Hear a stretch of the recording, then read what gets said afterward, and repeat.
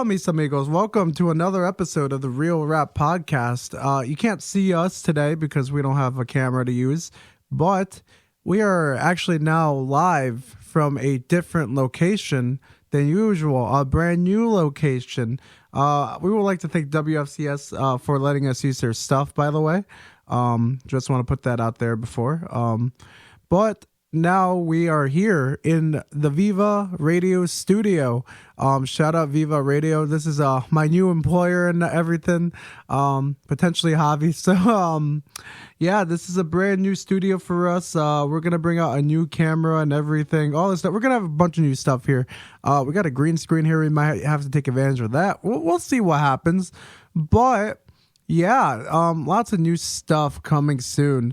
I know I overpromised, and some stuff like the best and worst of 2023 videos never happened. But I can make those into an article. I'll make those to an article. The worst one actually did happen, but oh, by the way, Javi's here too. Hey guys, thanks for tuning in to us. Yeah, it's good to be back. I know we've kind of been on and off here at Real Rap, but spring is here, and there's definitely a lot of stuff that's kind of happening, a lot of new changes that's going on, and we're definitely excited to talk about that and share that with you guys. So once again, thank you for tuning in, and I'll bring it back to JP, who was filling you guys in a little bit more. Yeah, this is kind of a spontaneous episode, so we're just kind of we only have one mic to use, so we're kind of just going back and forth. Yeah, we're just sharing right now. But yeah, this is gonna be something new. We want to get a new episode out before we start doing some other stuff and figuring out what we're doing. I was gonna have another episode here, which was gonna be the worst of 2023, but I'm not releasing it for two reasons. One, it's too late because it's April. Why would I do a worst and best of 2023 in April? I'll just make it to an article. So eventually I'll put that on realrapentertainment.com. By the way, check out realrapentertainment.com. We got lots of great articles and stuff there from me, Chris, and others. Javi might right there soon, I think. So we got a couple, we got a lot of good stuff there. Check that out. A lot of writing, and let's talk about this new employer. By the way, for those who are out of the loop and everything. About a month ago, I started here at Viva Radio. I work for this company called Trignition Media. They own Viva Radio, which is 3 different radio stations throughout Connecticut. It's all in Spanish, and then there's WATR radio. And we along the way, I kind of made the decision to I want to relocate the Real Rap Podcast.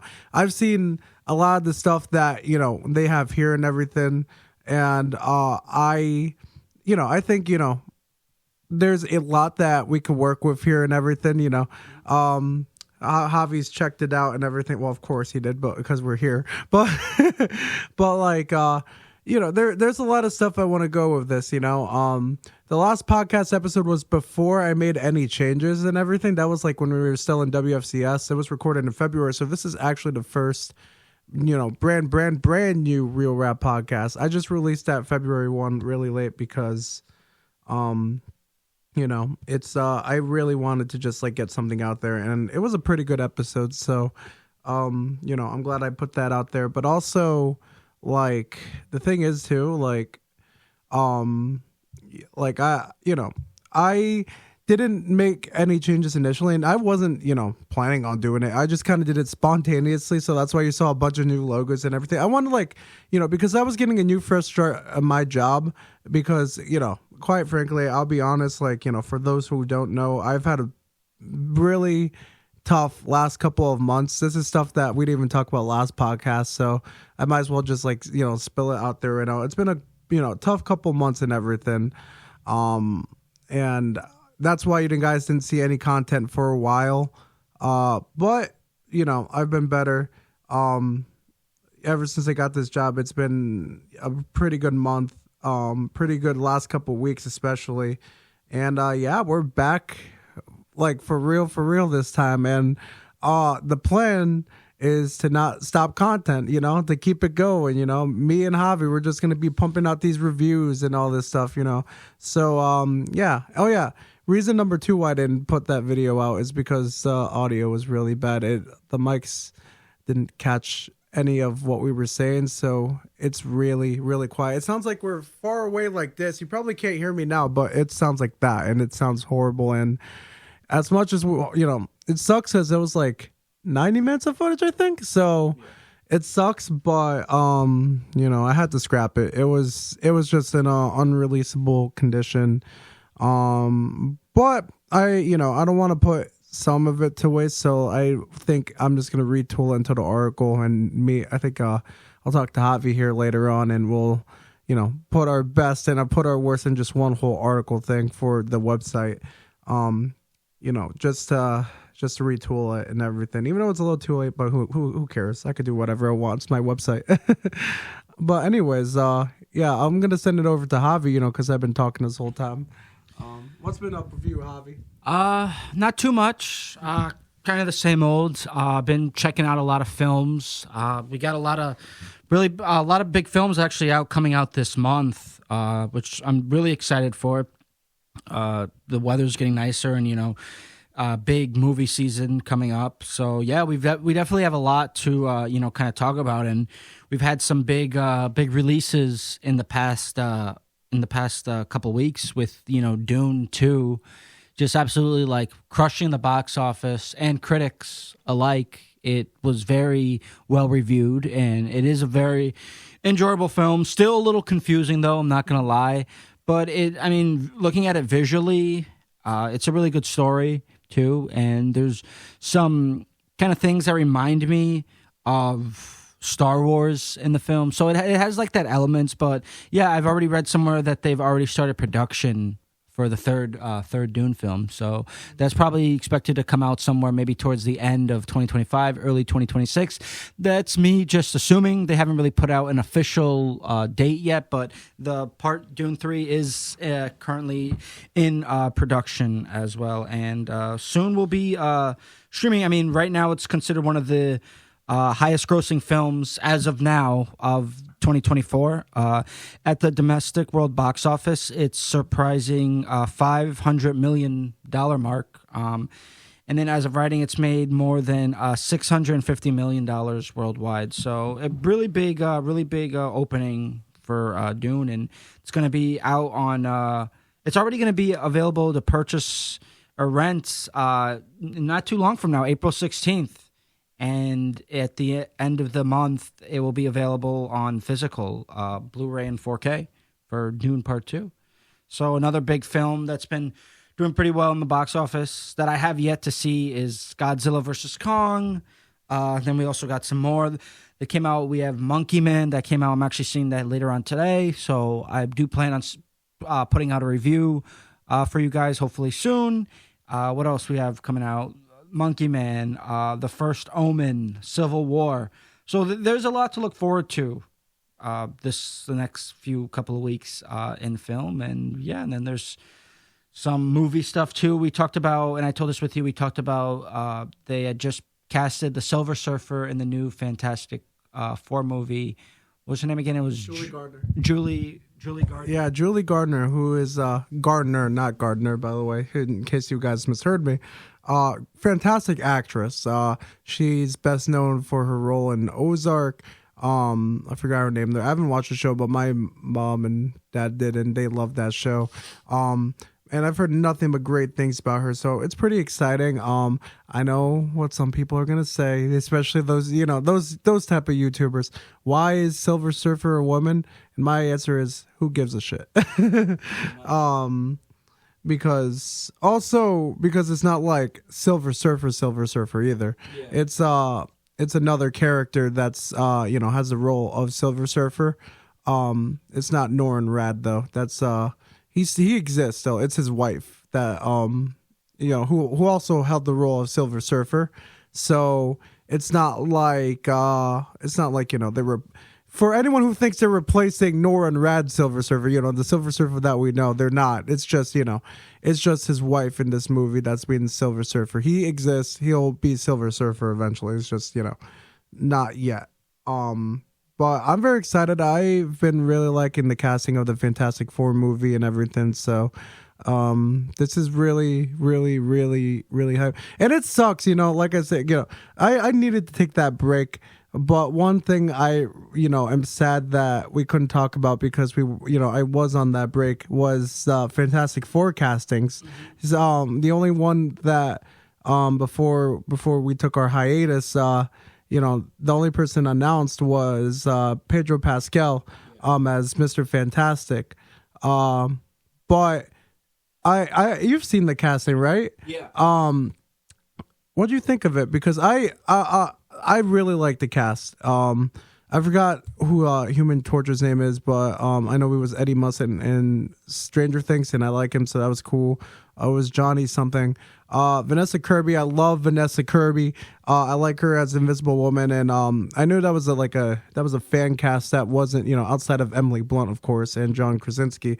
But to see Vanessa Kirby there, absolutely wonderful. And I don't know I forgot how to say his name. I think it's Eben Moss. Evan Moss something. How do you say his name? Whatever. He's amazing. I love him too. He's in what's it called? He's in The Punisher, as Microchip. And which is weird because, now, at first it was like a little bit wonky what, is in the MCU and what's not in the MCU. But,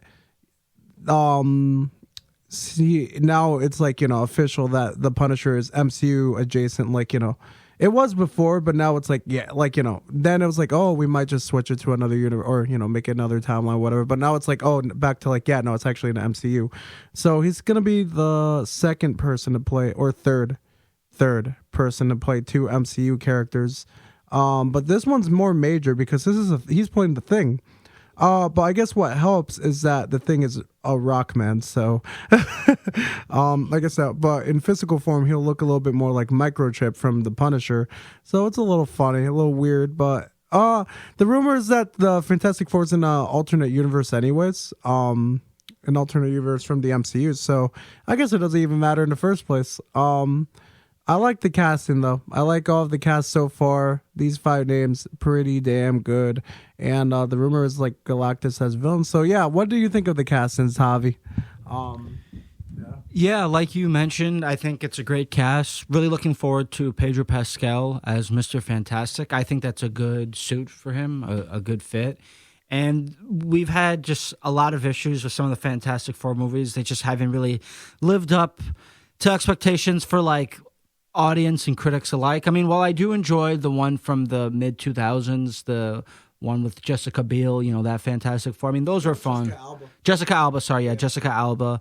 Yeah, those were pretty fun, growing up because I was young, I was a kid.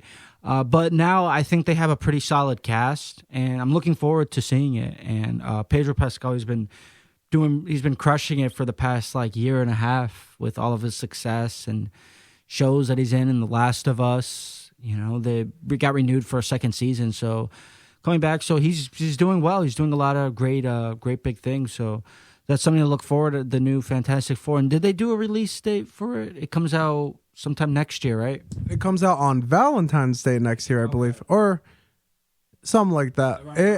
I think the promotion, it's coming out in February. Yes, it will be coming out in February, but I don't know if exactly Valentine's Day because the promo this year they announced it this year on Valentine's Day, so that's why there was so much promotion, Valentine's Day promotion and everything, which was cool. That was really cool.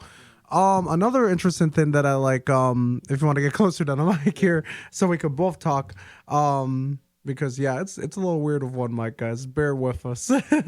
Lots of stuff to figure out, but the other cool thing is that it's also seems to be set in the 60s. Oh yes.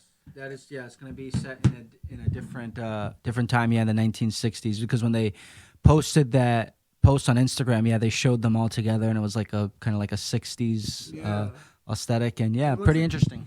It's going to be really cool, alternate universe in the 60s, and it's a little bit different from what most people probably thought, and it makes more sense if it's in the alternate universe because I don't even know if there is a Fantastic Four in, at least I don't know if these four characters are in the MCU yet.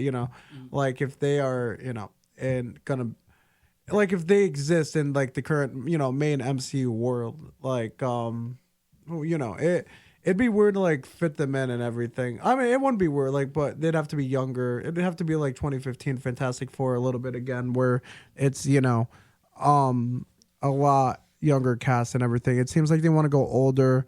Introduce Franklin and Valeria Richards, who are the children of Mr. Fantastic and the Invisible Woman. So it seems like they're gonna go a different direction here, and I like it. I really really like it. It's gonna be really fun. I like that we're gonna go to a different universe because I like seeing those different universes, man. That's what I love about DC right now. Look how many universes we got. So we got the DCU is dead. Rest in peace. But like next year we're gonna have like this year and next year. What am I say? I forgot all the projects that are coming out this year for DC. You got the main universe, the brand new DC universe debuts this year with Creature Commandos. Yep. Then we got the Matt Reeves Batman universe with the Penguin. You got Joker, which is its own universe. Then you have coming out in a few weeks, I believe, actually, Dead Boy Detectives on Netflix, which is actually connected to the Sandman, so that's its own universe as well. I have to watch the Sandman. I heard it's pretty good. That's 4 different universes for DC. And then there's the Superman and Lois TV show. That's 5 live action universes there. Some might say it's overkill, and it might be. It very well might be. But I think it's pretty damn cool sometimes, because it's kind of like the comics. Now, do we have to see that in the, that many in the MCU? No, but it's nice to a little, have, and it has been leaning that way for a while because you have X-Men 97, which I'll talk about later, by the way. I've been enjoying that show. I haven't watched the last couple episodes, but, I want to catch it. I want to wait and binge it, because, I just saw like the first 2. But I might as well talk about it now. It's really good. And I'm really excited to see, after it's been 5 years since the purchase of Fox by Disney has gone through. So, to finally see the X-Men properties and the Fantastic Four, every property owned by Fox, last owned by Fox, in movies. I'm not counting Daredevil because he's been owned by Disney for a very long time already. But I'm very happy to see the X-Men and the Fantastic Four finally come to fruition, because this has been a dream for a lot of us Marvel fans, that to see these superhero teams in action finally. So just have, we're thriving right now. We have, Deadpool and Wolverine. You have X-Men 97. The trailer looked great for Deadpool and Wolverine, by the way. Couldn't comment on that because we weren't here either for that one too. And now we got the Fantastic Four coming out. And I like, it's been building up for a while, ever since Doctor Strange, since we got Professor X there and Reed Richards with John Krasinski in the role. I'm glad we got him. That was a fun fan cast. I know he didn't want to do it long term, so to get that one off was cool. But yeah. This is very exciting stuff. I just hope it's good. And usually I would say with Marvel Studios, things are going to be perfect. But considering I've had a lot of flops lately, it's not guaranteed. But I hope this is one of the ones where it turns out good. Yeah, no, absolutely. I think that Marvel, they did have a lot of flops last year. I think the only really main successful movie for them was Guardians Volume 3. Which was very good, but yeah, man, I mean, Ant-Man Quantumanium, and then the Marvels, which I actually recently saw like last week for the first time, because I wasn't a fan of it. I didn't enjoy it. I know you kind of enjoyed it though, because you saw it in the theaters when it came out back in November. Yeah, I enjoyed it. It was just all right. I don't think it was like anything amazing, but I don't think it was anything bad either. It was just all right. I wish I had a little bit more time to flesh out some stuff, but I think it was pretty good overall. And another positive was, I forgot to mention it, Beast. The X-Men cameo at the end. Oh, yeah, Beast. Yeah, that was a good cameo at the end, when she was in the hospital.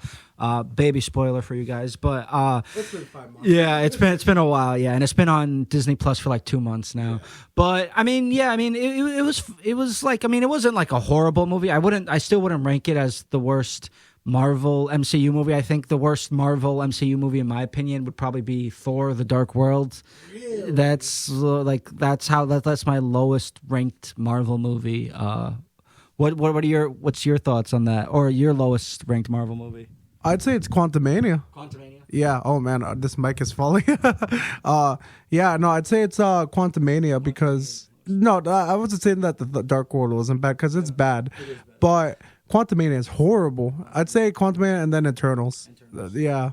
I haven't seen Internals yet. I still haven't. Yeah, because everyone's saying that it's really bad, and I haven't even bothered. I mean, I probably watch it at some point, but as you can see, it's been out for a little over 2 years now, 2.5 years, and so I'm going on 3, so I don't have any interest seeing it right away. But yeah, I mean, I'm pretty sure though the MCU they'll get back on track with their stuff. They have, I mean, obviously everything you put out is not always going to be a hit, but they're definitely capable of making hits for sure. And speaking of that, Robert Downey Jr., he said that he'd be down to play Iron Man again in a recent interview. Well, we're not sure if he will, because technically, as you all know, what happened at the end of Endgame, he died. But, I mean, it could be a possibility, maybe, alternate universe, a cameo. I mean, hey, I mean, it's big. I mean, he helped really, if you look at him, Robert Downey Jr., Iron Man, he helped really reshape the MCU. I mean, make it as big as it is today. And shouts to him, too. I know this happened a month ago, and we weren't here to announce it, but he won an Oscar for his role as Louis Strauss in Oppenheimer, which was much deserved, too. I mean, Robert Downey Jr. is a perfect example of, how you could really, make it.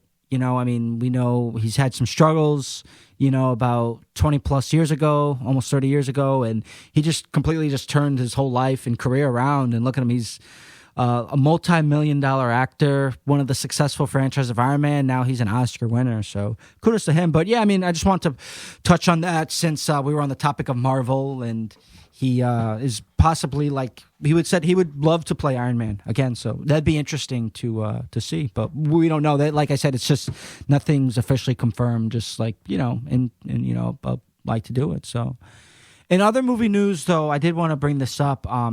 I don't know if you heard about it, but did you hear that they have officially are going to do a new Matrix movie? I forgot about that. Which I don't know how I feel about that. I could tell you how I feel about that. Stop it. The fourth one, the whole point of it just seemed to be the fourth one, stop making this shit. It doesn't need another sequel or everything. The story's over, man. It's over. WB, stop. It's trash. Just stop it. Stop. It's not worth it. Yeah, I read that last week on Rotten Tomatoes. I don't know. They announced it. I don't think the Wachowskis are any of they're not involved, because I know one of the Wachowskis. So, and I don't think it's even confirmed if Keanu Reeves is going to return. I don't. There's no confirm for any of them in the new Matrix film. You know what? Wait, I will say there's one thing I think could redeem this for me. What's that? Is if they make it so that it's if they make it based on another, because we saw a bunch of new characters in the Matrix Resurrections, I think it was Bugs was one of the names. Oh yeah. Yeah, all this stuff. She was cool. If it's based on a different character in the Matrix universe, I'd kind of be interested in seeing it, because I feel like it's Drew Goddard that's directing, isn't it? Yeah. I just remembered. That is, yep. Okay, I like Drew Goddard, so that gives me a little bit more faith in it. It's just I don't know if it's but Drew Goddard's a really good director, so that gives me a little bit of slight faith, but I don't have too much faith in it, because it's just, I don't know. It just doesn't seem right to make another one, especially without the Wachowskis. And also it's just, if it's, like I said, if it's not focused on Neo, then, I don't care. Then I'd actually be more interested in that, because as far as I'm concerned, his story is over. Yeah, that makes a lot of sense. And when you think of the Matrix, Neo and Trinity and Morpheus, they're really like the face and helped shape the franchise. Is dead too, so it's like Morpheus is dead too, so it's like just kill the other two. Like it's whatever at this point, man. Yeah, and the recent one that came out 2.5 years ago, The Matrix Resurrections, it just wasn't. It wasn't as fun as the original Matrix, and which actually is crazy because they just celebrated its 25th anniversary of the Matrix. 1999, a lot of great movies came out that year. A lot of great movies will be celebrating their 25th anniversary this year. The Matrix is one of them. But yeah, but we'll see though. It's in early work, so they just announced the director. Most likely, I don't think Keanu Reeves will return back as Neo and Carrie-Anne Moss as Trinity, but you never know. But most likely, I highly doubt it. But you never know, so that's kind of up in the air. So, but yeah, that's Matrix 5 in works. We'll see how it goes. Let the Matrix and John Wick. Actually, no, keep making John Wick movies, but with some of the other cast. John Wick, yeah, they soon. I know. What was it? Ballerina is supposed to come out in June, and they haven't released any trailer. They haven't released anything yet, and it's April, so I feel like they should at least have a trailer out by now for Ballerina. You're right. You're right. It's not. There is no trailer, right? It comes out in like 2 months. Oh man, that's bad, dude. What is going on? Yeah. So I don't feel like it might not come out. I don't know. That's odd. Unless they're just banking on it making. I feel like actually that's kind of the norm these days, huh? Yeah. Because there's a lot of trailers that don't come out until 3 months before, 3 or 4 months before at this point. Yeah, and the same thing too with the new Bad Boys movie. The new Bad Boys, I think it's Ride or Die. They just released a trailer 2 weeks ago for it.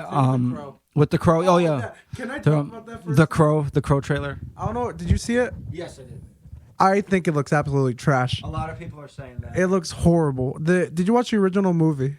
I've seen parts of it. I haven't seen it in its full length. It's so good. So freaking good. Rest in peace, Brandon Lee, by the way.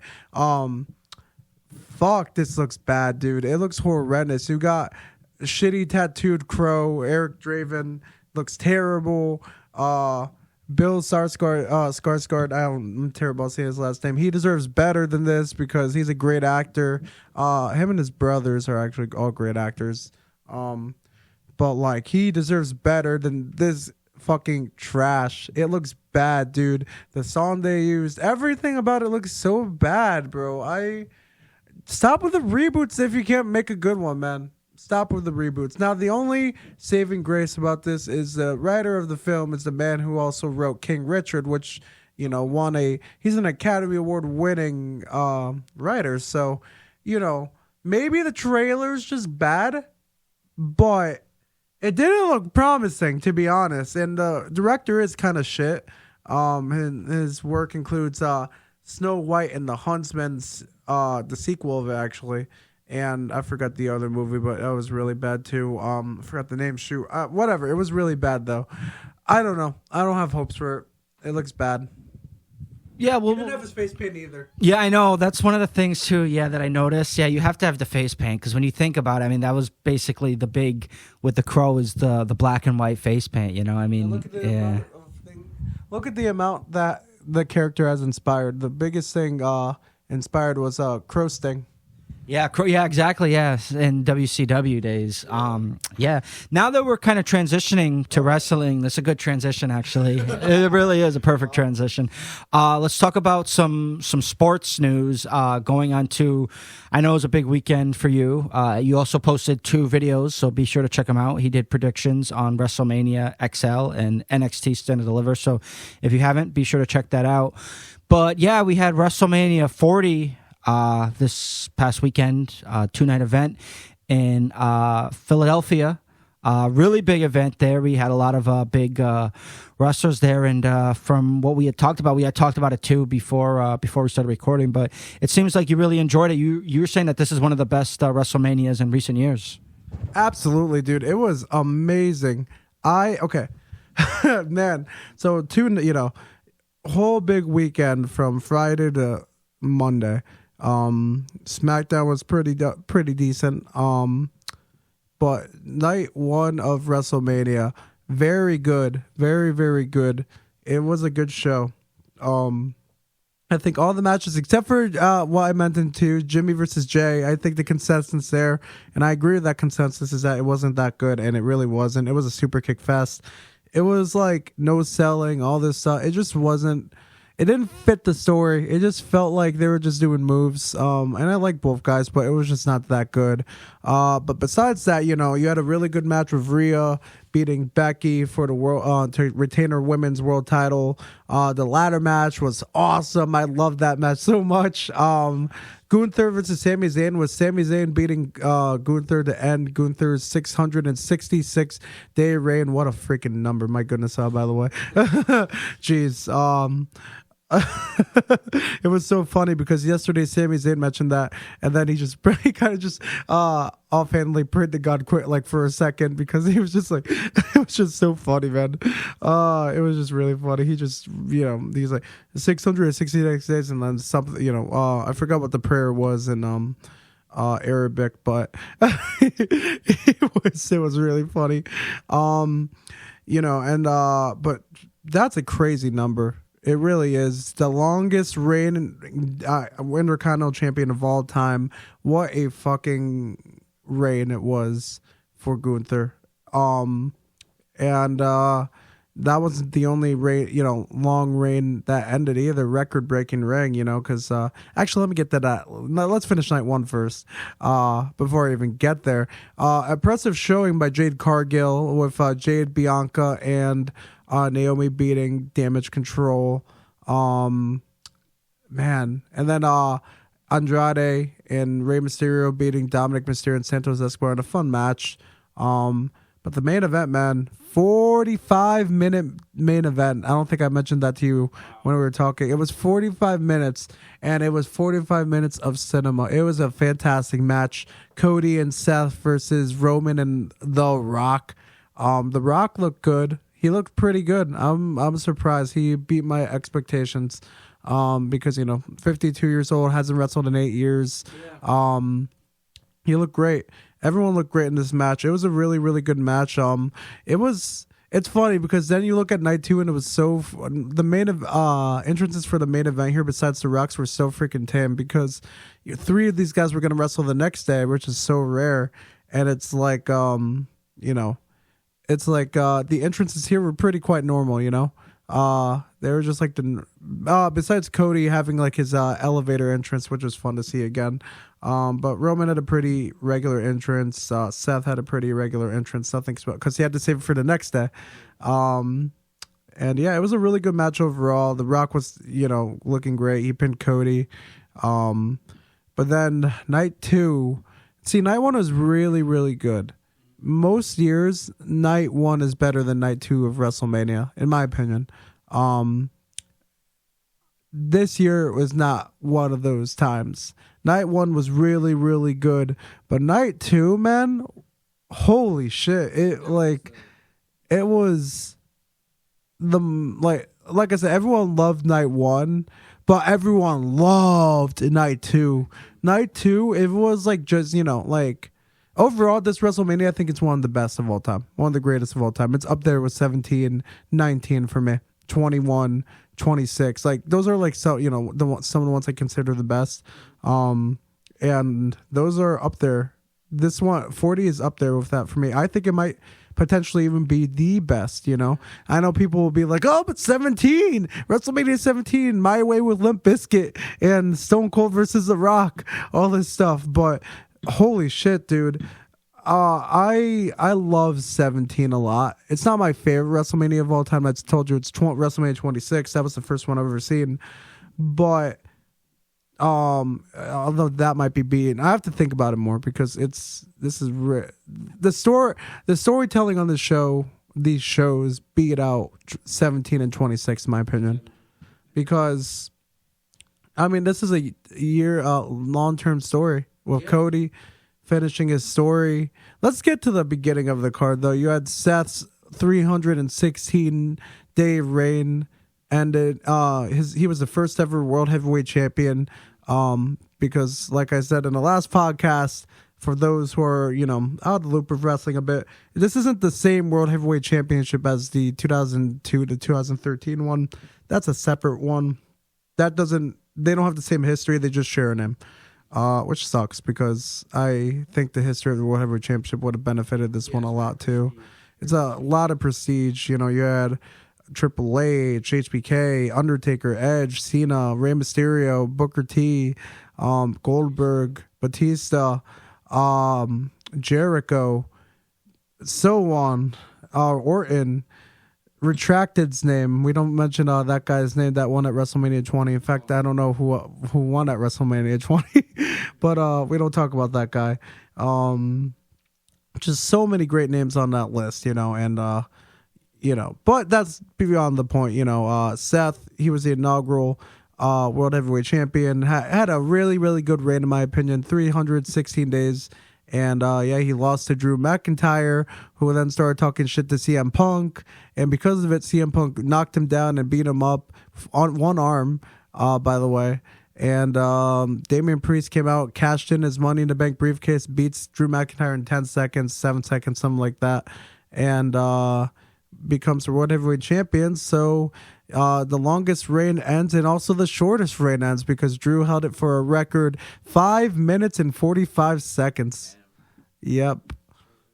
It was record breaking, records were broken.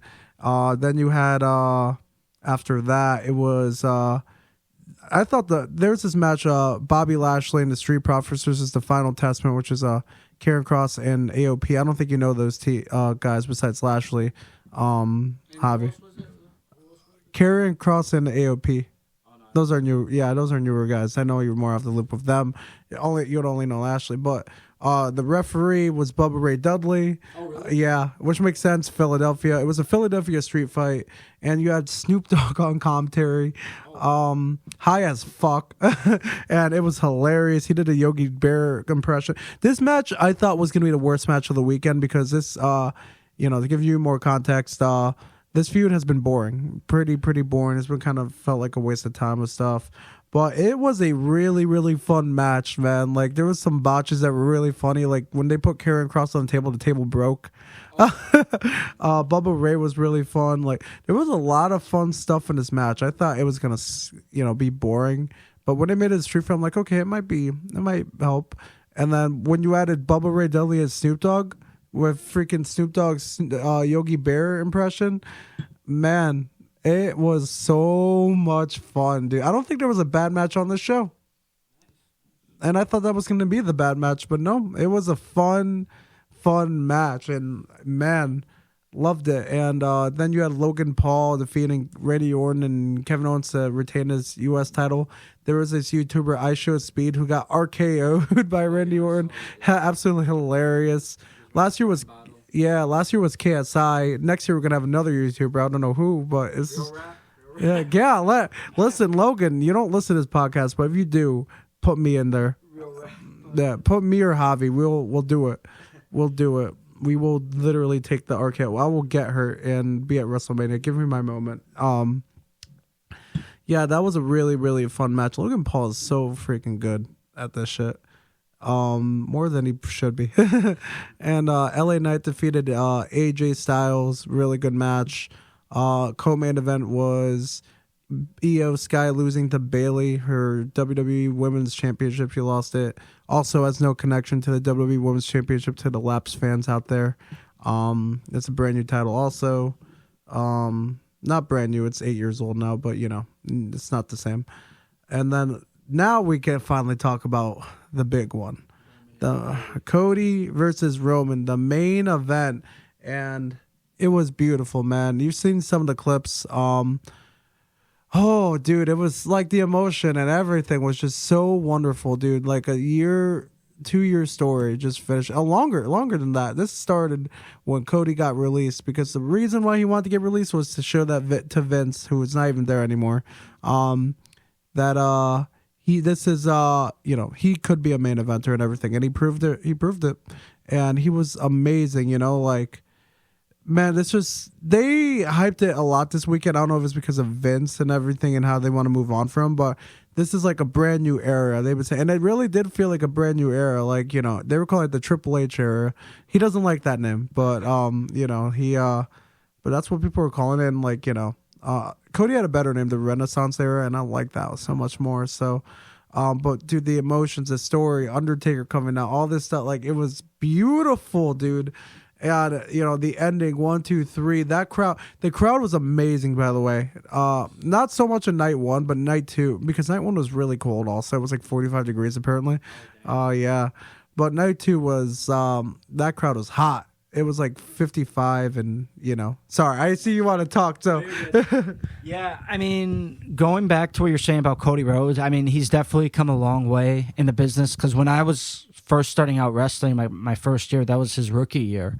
He started in the summer of 2007, and he was like 21, 22, and that was his rookie year. And then, when you start rookie year, just kind of learning. So typically you're not going to win all your matches, because I remember him in his rookie year, his father at the time was feuding with Randy Orton, because Randy Orton was feuding with all these legends.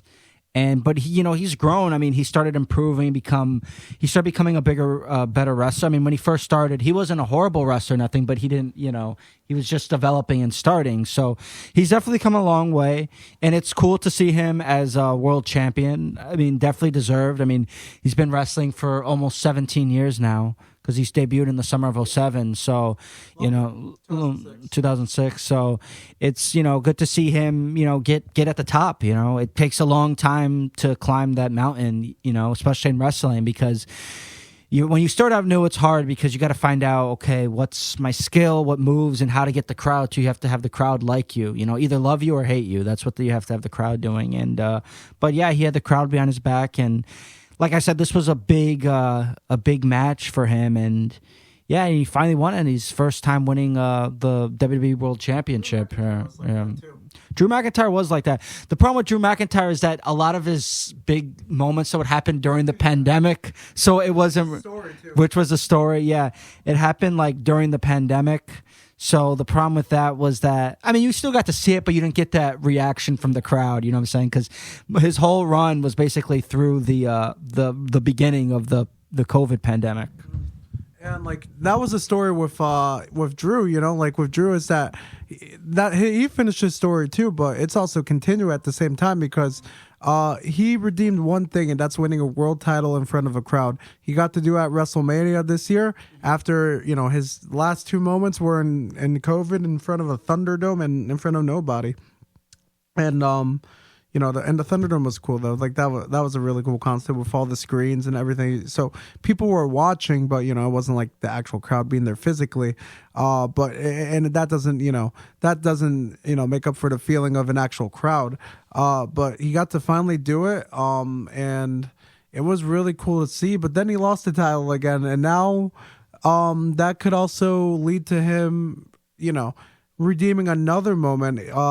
He lost to Roman Reigns. He had a championship match against Roman Reigns back at Clash at the Castle in 2022. It was in a whole stadium, Wales. A lot of hype because, it's United Kingdom. Scotland's in the United Kingdom and everything. So, like they say over there, if you win, you're British. If you lose, you're Scottish. And, he was banking on winning. But then Roman won that match after the debuting Solo Sikoa had interfered.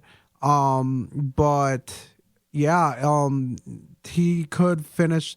So he has one more thing to redeem there, and it's ironic because the timing, it couldn't have been better, as last week they announced Clash of the Castle 2 will be happening, and it will be in Scotland, so Drew's actual home country. And that's another, possible redemption arc there. So that'll be cool. And then he has another story to finish with Mr. CM Punk, who has, they've been building that up. I expect to see that SummerSlam, I'm guessing, which is when Punk might be healthy again. So that's going to be cool. I'm very much looking forward to that. Like I said, man, this WrestleMania, this weekend, Raw After Mania was really cool too. Cena wrestled. He and the Awesome Truth beat the Judgment Day. It's funny, Javi, because they were enemies at one point, but I guess that's wrestling. Remember, the Awesome Truth are like a comedy tag team, and it's so funny, dude, because the Awesome Truth didn't start as a comedy tag team. If you remember, they were such a threat that the whole locker room, left. and forced Triple H out of power because they were so afraid of the freaking Awesome Truth of all the and it was so bad that they beat Triple H and CM Punk, and then they were such a threat that The Rock came out. He wasn't gonna wrestle tag team with Cena because this was when they were feuding and everything. But he's like, you know what? No, the Awesome Truth have been terrible people. I will team up with Cena just for the people. Yeah. That's how big of a threat the Awesome Truth are now. And now it's so comedic. It's just so funny. It really is really fun. I love the Awesome Truth. And then, and then Cody and The Rock had a great pro. It seems like they're gonna do Cody versus Rock. When? I don't know. Maybe WrestleMania next year. Maybe Crown Jewel in Saudi, Survivor Series, SummerSlam, somewhere. I don't know. Yeah, possibly. They kind of opened up. They kind of opened up the door for that. Last night on Raw, I saw the clip of him. It was a weird promo. Yeah, it was so uncomfortable. It was. Yeah, they did the give and he gifted him the belt, and then. Yeah, so I was. Yeah. So uncomfortable. The Rock's final boss character is so uncomfortable. Yeah. So, but it's good though. It's interesting, and like we talked about this before, it was good to have The Rock kind of in that feud, and they kind of switched it up a little bit. Made him heel, the bad guys, first time in like 20 years being a heel, and yeah, but it all seemed to work out, and now it's currently the era of Rhodes, Cody Rhodes. New WWE World Champion. So see how new era. New era, new champions. The tag titles are split again. There's a lot to look forward to. Yeah, a lot of new champions. The only ones who retained were Logan and Rhea. I think that's it. Yeah, Logan and Rhea were the only ones to retain, I believe. Roman and Gunther were the last two reigns ever that Vince McMahon had ever booked. Those two reigns started with Vince McMahon. So this really does feel like a little bit of a new era because now every single champion here has been, crowned by, under Triple H. Those two were the last two remaining from Vince, which is crazy to think how long they've been, Yeah. So when Vince's main booker, not when Vince is involved in the company, then that's a whole difference. But Triple H has been almost 2 years as a main booker. So to see every champion be under Triple H, it's great, man. I'm very excited. But yeah, dude, what a WrestleMania weekend. It's a great time to be a pro wrestling fan. I think AEW's product is pretty good right now too, except they're showing that CM Punk footage I got fired apparently or something like that. I don't know, tomorrow, which is stupid, but it's whatever. Tomorrow's the recording, by the way. Which is stupid, but it's whatever. I've been really enjoying the product. They have a pay-per-view coming up and it looks really good. Edge just won the TNT title, so that's awesome. Oh, nice. Yeah. And also TNA has a pay-per-view next Saturday too. So Saturday and Sunday is another two whole days of wrestling with TNA Rebellion, and on that Saturday 420 and then 421 you have AEW Dynasty. Both have really good cards. The main event, TNA World Heavyweight Champion Moose defending his title against Nick Nemeth, who as Dolph Ziggler. So that's another match I'm excited to see because this could be his time. This could be Dolph Ziggler's time and everything. So it's been 11 years since he won a world title. 11 long years that he's won a world title. So I would love to see him, finally win it here and everything. I'm very excited. Yeah, no, man, for sure. I mean, it's crazy because these guys have been, wrestling they've been there for over 10 years, and now just to see them kind of finally get the title, get the title on hands and stuff like that is definitely worth the watch and things like that. So a lot of big stuff coming up and happening in wrestling. So I'm all here for it, absolutely. Yeah. And yeah, it's man. But not to take the spotlight off WrestleMania and everything, I just wanted to point out I'm just saying that there's a lot, New Japan has a great show this weekend too. There's a lot of things I'm looking forward to in pro wrestling, and then but that's how stacked this April was. You know, you start off with 2 nights of WrestleMania that were fantastic. Then next weekend you got a great New Japan show, a strong card.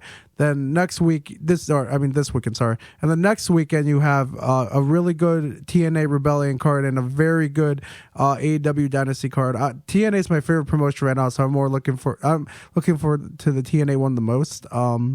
And then the following weekend is going to be the WWE draft. So it's a freaking stacked month for wrestling, guys. You guys can't say there's nothing to look forward to because there's so much to look forward to, you know? Like this month of April is crazy for wrestling, you know? And movies. Yeah, and movies.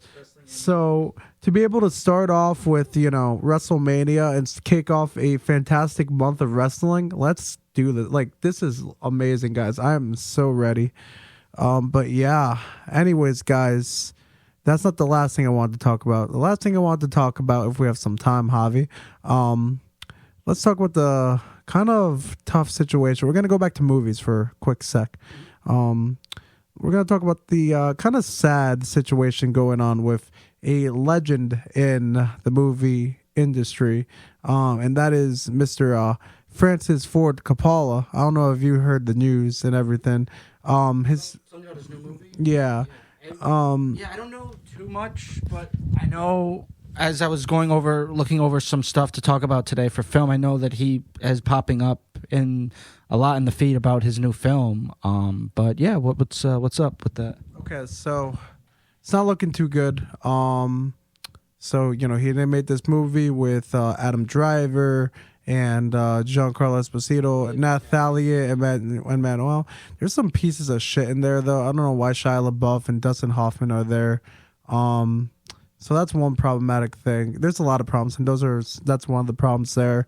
And the other issue is that he wants $100 million in marketing for this movie because this is a movie that he said it's experimental and everything, all this stuff, and even exec said that.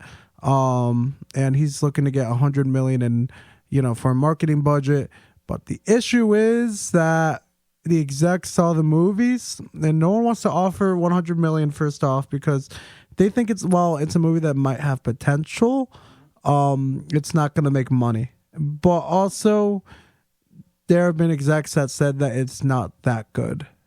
Yeah, and it's sad because, you know, like, it's Francis Ford Coppola. This man made Godfather 2, Apocalypse Now, Peggy Sue Got Married, like, a lot of great movies, you know, and but he has also made some dumb decisions. His last couple, I think, after Bram Stoker's Dracula, he kind of went downhill because he made that weird Jack movie. Like, it's weird. His movie selection it's crazy how the guy who made the greatest duology of movies, it's probably some of the greatest movies to ever be made, you know, and The Godfather 1 and 2 and Apocalypse Now made Jack. I don't know how we got to that point, but we did. Yeah, that's interesting. Yeah, that you bring that up because, yeah, you look at a lot of his movies are like, you know, award worthy and critically acclaimed and beloved, like The Godfather and Apocalypse Now. And yeah, Jack just seems like a really just like odd, you know, you go from these, you know, interesting films to war dramas to dealing with the mafia and crime, you know, and all these dramas. But yeah, with Jack, and then another one too he did in 2011, like, I don't know, Twixt, yeah, with the vampires. So at least Twixt was an interesting. It didn't work, but at least it was a interesting concept, and, you know, had a good cast with Val Kilmer and Bruce Dern and Ellie Fanning, but. You know, like, you have freaking Jack, dude, which Robin Williams is fantastic. Don't get me wrong, you know. And had a good cast, too, with Diane Lane and Jennifer Lopez, Fran Drescher. Sadly, Bill Cosby's in it, too. But like, it's such a stupid movie. I mean, it's like a boy who ages 4 times faster than normal.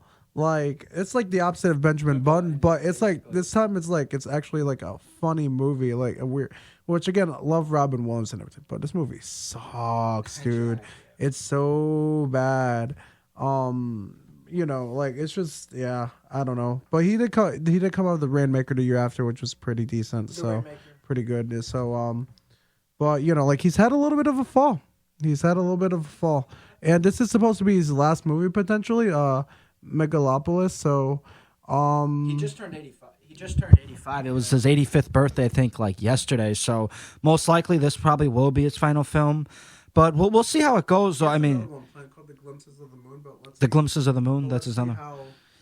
Yeah, I mean, we'll see how this one goes. Do they have a release date for this one? No, because it doesn't even have a. Oh, it's just a distributor yet. But yeah, I mean, I was just the other day. I was just watching like the Godfather trilogy and The Conversation, which is just like great, great movies and things like that. And too. Sorry to interrupt. No, his other plan too was like $100 million budget or marketing budget plus also what's it called? He wants it. He's trying to release it for the fall.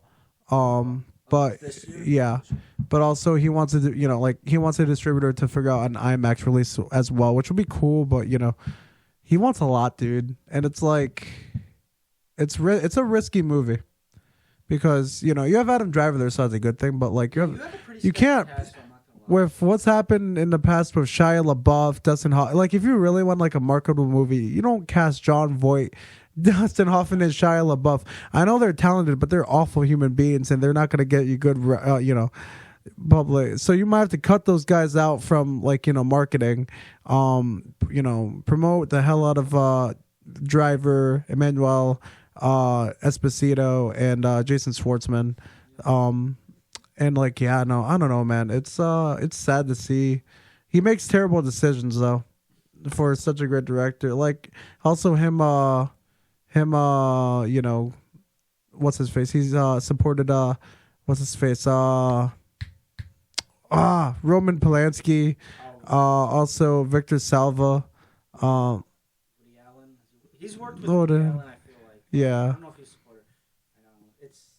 Yeah, Victor Salva was the worst one though, because I can't say what he did on here because YouTube and everything, and also it's really disgusting. You guys could, it's really disgusting stuff that man did, and he probably should have received more jail time for what he did. You guys could fill in the blanks there. But and he still supported his career, and that led to Jeepers Creepers, and he's made some bad decisions, pretty bad decisions. He's an idiot, but also a great director, but a complete idiot sometimes. So I think this might be one of his more idiotic things too, because first off, it's been 13 years since he released a movie. It's not like he's Martin Scorsese, like he's been putting out banger after banger movie or anything, but he's been putting out shitters. And he's, it's like at a certain point where he's like, man, you don't got it anymore, you don't, I don't know, it's sad. But anyways, guys, I'm going to let, I feel like, Javi, I feel bad because I feel like I've been talking the most and everything. So I'm JP Bonilla. Oh, yeah, one last thing too. So, yeah, check out realrapentertainment.com. Check out my article.